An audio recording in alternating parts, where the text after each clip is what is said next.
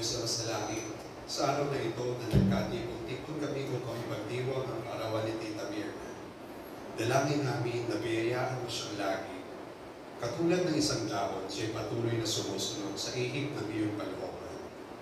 Ang kanyang pamimintuho sa iyo ay simbolo ng kanyang malalim na pagnanais na maging tagasunod mo. Naway pagkalooban mo po si Tita Mirna ng mabuting kalusugan, malakas na pangangatawan, at kaligtasan sa araw-araw. Ang patuloy siyang makapaglingkod sa iyo at sa kapwa.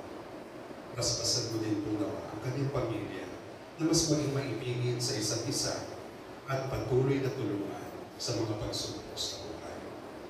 Inihiling namin ito sa ngalan ni Jesus na aking Panginoon at sa panalangin ni Inang Maria. Amen. Sa ngalan ng Ama, ng Anak, at ng Espiritu Santo. Thank you, Father. Thank you, Father. Brother.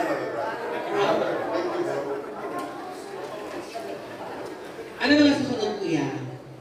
Ayan. Siguro, para mapagbigyan si Mami, kain muna tayo. Simulan muna natin sa mga singers. Sa mga young guns, pwede ba mahuli, maghintay lang tayo sandali. So, pwede po ba una po muna yung mga seniors? Ayaw po namin kayong magutom, ayaw po namin sumakit ang ulo. Nais po namin kayo po ay magsaya. Please bear with us, we'll try to make your time engaging po. Yun lang ako. Ayan. So, saan natin sisimulan, Kuya? Dito muna kami, table number 1. Number 1? Okay, dinner time. Kung konti pa lang po tayo, pwede na po tayo magsabay-sabay.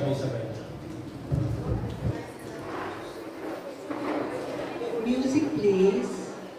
Maestro. Music.